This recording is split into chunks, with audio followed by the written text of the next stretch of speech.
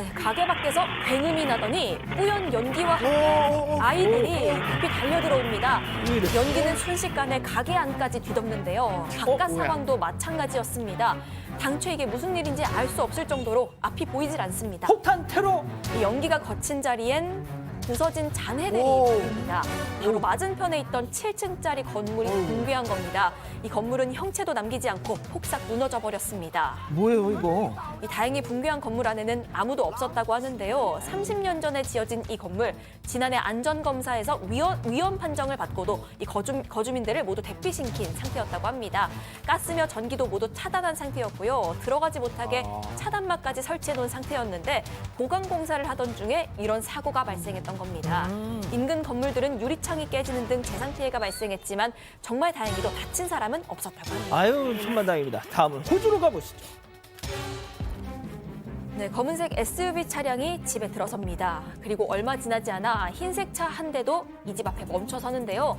아무렇지 않게 집에 들어선 이들, 바로 10대 강도들이었습니다. 이 강도를 본 남성은 이들을 내쫓기 위해서 달려나가 보는데 이들은 흉기를 들고 성큼 다가와서 어떻게. 차 열쇠 달라면서 협박을 시작했습니다. 대낮에 말이에요. 이 무서울 게 없는 10대들 무려 6명의 습격에 남성도 당황할 수밖에 없었겠죠. 게다가 집안에는 사랑스러운 세 딸, 또 아내도 있었다고 아이고야. 합니다. 남성의 이야기 한번 듣고 오시죠. Couple of them sitting in the vehicle and trying to steal the vehicle. So I scared them. I'm the only one person, and they tried to attack me back. So I did pretend that I'm giving the keys, but then I got that scooter thing. Yeah. 네, 그 킥보드를 가져와서요. 눈에 보인 전동 킥보드를 덥석 집어들고 무기 삼아서 휘두르면서 강도들을 위협하기 시작을 합니다. 도망가네. 네, 살짝 겁만 줬는데 이 강도들 냅다 줄행당 쳐버리는 모습입니다. 이 남성의 기지에 차도 집도 또 가족들까지도 무사히 지킬 수 있었다고 하고요.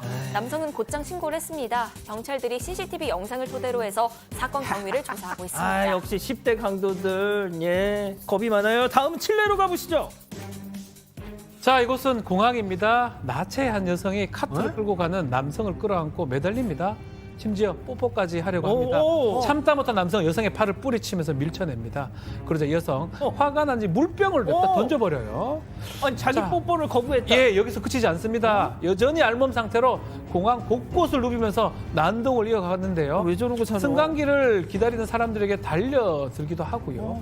지나가는 여성의 머리채를 잡아당겨 넘어뜨리기까지 했습니다. 본인이 공격해놓고 바닥에 엎어져서 일어나지를 않기도 합니다. 아니 공항 경비대 어디 있어요? 자, 그래서 뒤늦게 경찰이 나섰습니다. 하지만 여성은 경찰의 뺨까지 때리면서 체포에 응하지 않고요. 결국 경찰은 강경 대응에 나서서 여성을 제압했는데요.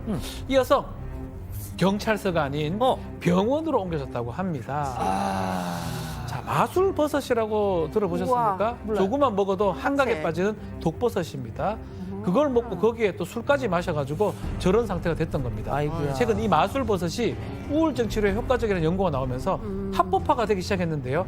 예상치 못한 문제가 발생했던 것입니다. 그렇군요. 문제 여성 입원해서 정신과 치료받고 있다고 합니다. 다음은 최근 온라인에서 화제가 되고 있는 영상 함께 보시죠.